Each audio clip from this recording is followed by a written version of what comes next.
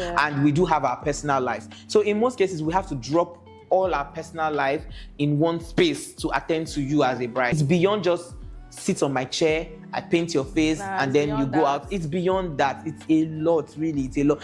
In some cases, you even have to think of the insults some family and friends will give you as a makeup artist.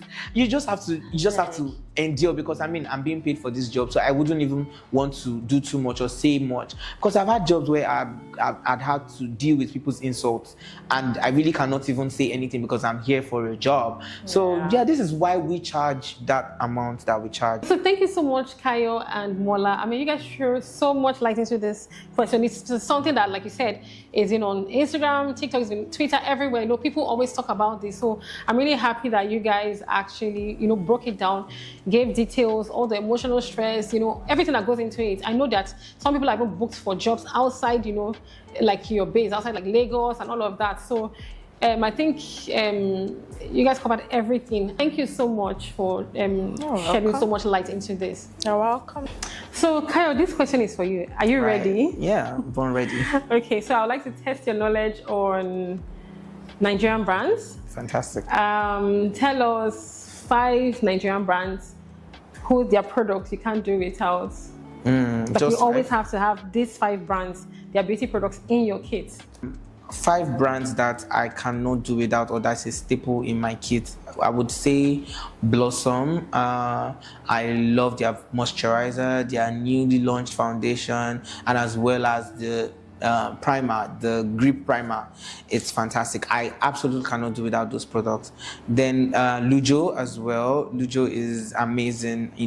These are Nigerian brands that are doing so well for me. I love Lujo so much. And Lujo, just to even buttress your point. Oh, you know Lujo, right? I know Lujo, yes. Amazing. Even Blossom, the moisturizer is actually everywhere. Yes, great. They really did a very good job. And Lujo, there's this thing that they newly launched. It's like a kit, like a travel kit, where you have like this, like different shades of lip glosses or yes.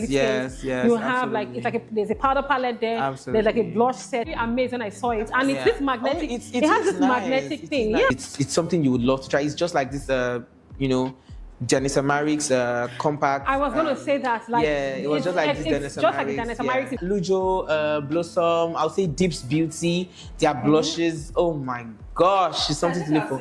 You need to try. I need to send you one. You need to try. I'm not even joking. You need to try those blushes out. It's owned by a Nigerian, but she's not based here. She's based in the UK. Oh, okay. But it's a fantastic brand. I think I mentioned 3 now, yeah? I would also say Talia. I recently fell in love with that brand. It's a brand. It's a gel line as well. Oh, really? Yes, it's very dark. I love it. I'm using it as well. Then I'll say Tall Glam pencil. Oh, Tall Glam pencil is a staple. See, if you've been following me, you already know when it comes to brows. Tall Glam. There's no compromise here. I would have said, how many have I mentioned now? So Tall Glam is. I don't understand. No, I wanted to mention Gaga Spark. Gaga Spark eyeshadow palette is also very good. And interesting thing is she's also a makeup artist. So it's beautiful when I see makeup artists also owning their own products. And Gaga Spark is also a fantastic product. So I think I've mentioned 5. Yes, I think I've mentioned 5. Thank you so much. Another Nigerian brand that I can't do without is She Lashes. I can't do without their lashes. I love eyelashes so much, and I think Taylor gel liner. I can't do without. I've had like a couple of them that I've used. Yeah, I've heard good reviews about it, so I should try it. You should. Also has this the blush palette. Yes, they have a blush palette. You to try it too. I would. Their blush palette. I used it till it was done. Yeah, till it was done from the pan. Really, like absolutely done from the pan. That is because I barely use product till it finishes. Exactly. But I used it till it was done. Wow, it must have been really good. So I'd like to ask you guys, how important has social media been in growing your brand? Today we have everybody on Instagram, Twitter, TikTok, Snapchat. So how has it really helped your brand, in terms of growth? Mola, can we hear from you? Instagram has really been a blessing to my brand from day one. Because I've had clients that I don't even, while I was starting, I've had clients that I don't even know that, you know, their status and, you know, just get to their house and be like, oh, you guys saw me on Instagram. That's really nice. You know, that's really been helpful. How about you, Kayo? Well, I mean, social media is actually a great tool. It is one of the biggest platform any business owner can literally, you know, pray for. And it's good in such a way that now we don't even have to do so much sponsored ad, because Instagram especially has, you know, been able to push your content even beyond your continent without having to stress. All you need to do is post a content that has good lighting, good quality, and Instagram algorithm will do its thing, right? But as for me, yeah, I would say that social media became, you know, a major thing for me in 2023 after a breakup that I had. So I wasn't really a fan of Instagram because Instagram at the time was very uptight, very push, very, you had to look some type of way or you have to fit in some type of aesthetics before you can be seen as serious on Instagram. So at the time, I wasn't really into it. I was just posting my content. I really didn't even care, to be honest. But it was after, you know, I took TikTok seriously after the breakup and I started making TikTok content. I was always doing TikTok videos, funny videos. And I decided to start posting my struggle as a makeup artist, you know, in form of humor, just to make people laugh. And I was posting on Instagram and TikTok and it just blew up. I remember one time this blog, and there was a blog that, I'm not quite sure which of the blog, I think it was, one of these beauty blogs, maybe Bella Niger or one of Ashoebi, and it was Ashoebi, yes, posted one of the video, and I was like, oh, this is really cute. I mean, everybody started, you know, noticing my brand as the TikTok comedian, the makeup comedian. You know, you go for makeup events and you're like, they're laughing at you, TikTok comedian, TikTok artist. And I was like, is this really what I want for my brand? So I had to change the audience that I had or that I had gotten at the time and converted them to, you know, money. That's the power of social media. You can make money, and in as much as social media can give you money, it can also mess with you mentally. Honestly, it can mess with your mental health. If you're not strong, that place is not a place for the weak. I always say that there are days that I've had to cry. She can bear me weakness. There are days I had to call her on the phone. I would rant. I would, you know, I would just be talking. I'll be crying because of what somebody had written on their story. You know, it can be beautiful and it can be toxic. It's beautiful when you're making money, when people are praising you. But when it turns and selling, it can be chaotic. It can be really bad. So social media is a very big platform, I would say. Have you guys attended any like beauty events this year, last year, or previously? Have you attended like beauty events in the past, and did you find them impactful, or what's your take on some of the events you attended? For the beauty event, I can say that I've actually not attended beauty events like that. As such, Yeah, but I can say maybe makeup fairs.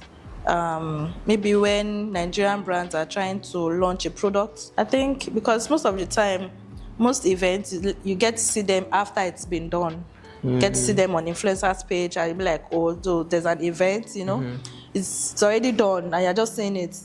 Just in the recap. Yeah, just in the recap, and you can actually count the makeup artists that are actually there. Yeah, it's very sad, actually. Yeah, and we use most of the products. We use more, you know. And like Mola was saying earlier, that there is only in some occasions you only see some makeup artists once in a blue moon, and that's only at the makeup fair. That's to tell you how big the platform really is. And it's I don't know if I'm to say it's beautiful, it's sad, because we need to see more programs or more events that would, you know, highlight makeup artists. So I mean, I've attended makeup fair, I've attended the makeup talent show, the recent I attended one recently. I think Mirror's Beauty, when they were launching this Inglot. When Inglot came to I attended that one. It was really nice. Well, really you see, nice, that's the problem. That's the problem now. There's a segregation. I mean, I think that Mirror's Beauty is based off when you buy products from them. They have like this online, like a list or they sell majorly international brands. Okay. So before we wrap up, Mola, I'd like to ask you this question. Looking at the beauty industry, I want to talk about friendships, and I want to focus on the makeup sector of it, because you guys are makeup artists. I mean, it's a very competitive, you know, makeup artistry is very competitive. I know there are a lot of makeup artists, you know. You have friends in this makeup sector, not in the beauty industry as a whole? So focusing on just makeup artists, do you have like fellow makeup artists that are your friends that you can count on? Maybe when you have like challenges on the job, even like personal stuff, do you have friends that you can talk to that like fellow makeup artists? Yes, I do. Okay. Yeah. Okay. So who are those people that, can you tell us a few? Like if you have some challenges, maybe I want to call on Kayo, for example, I want to call on this. Like who are those? Like, I didn't even reach out to Kayo if I have like issues. Funny thing is, we actually talk. Okay. You know, I'm actually not a friend person. Like I am very cool with everybody. Okay. You know, I'm actually not. So you don't have like your like. Just have like one particular person in the industry that is my very good friend. Glam Okay, Glam by Adu. Okay. Yeah, so she's my friend. She's my very good friend. That's yeah, nice. Moi Glam by Adu. She's my very good friend in this, and I can say that she has impacted so much in me in the industry. You know, people know me for who I am today through her, because you know she's very cool with everybody, and she speaks so well with everybody. I'm a very shy person.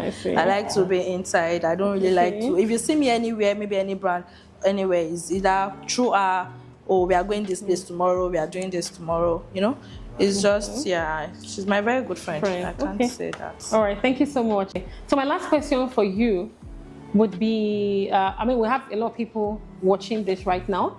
What advice would you want to give a young makeup artist? I think for me, if I'm to advise my younger self or friend here in the industry, I would say take away any shyness when it comes to your business. Do it like it is your only survival thing, and don't be shy to talk about your brand anyway, you know, and take it as a profession, not a side also, you know. Makeup is actually a profession, because I think people misunderstand that. It's a side hustle. No, it's actually a profession. So I think that's one thing I'm going to advise my younger self. And the shyness, because even big brands today, they will dance, they will do everything. So who am I to say I'm shy, you know? So you have to take your business very, very strong and be fully in it. You know, no shyness, and don't be behind anybody. Don't try to say, oh, I'm trying to attach myself with this person. Let people know you for who you are. So when it comes to brand, seeing your visibility, they won't be attaching you to another person. Yeah. I think that's a thing I would advise my younger self on. All right. Thank you once again, Kayo and Mola. Beautiful conversations today. Thank you for featuring on this episode of Behind the Glam. I took two things out from here today, strategy and don't be shy. It was a delight having the both of you here today. So we look forward to seeing the both of you in our future episodes. Bye guys, see you in our next episode. Don't forget to like, share and subscribe.